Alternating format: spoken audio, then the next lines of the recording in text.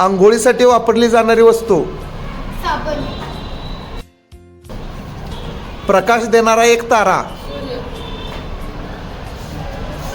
मोठ्यानं द्यायचं हा उत्तर. क्षेत्रफळ काढण्यासाठी आपण हे वापरतो. गुड. नागपूरचे एक प्रसिद्ध फळ. संत्री.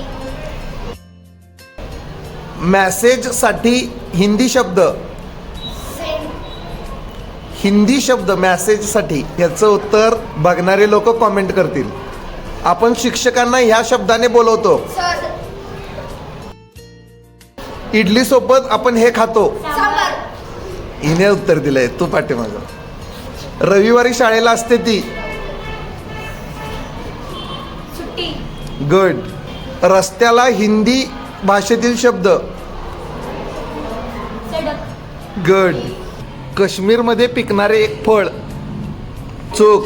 गुड. सफरचंद. धाडसला समानार्थी शब्द. साहस. गुड. साहस. हा, आता शेवटचा प्रश्न आहे हा.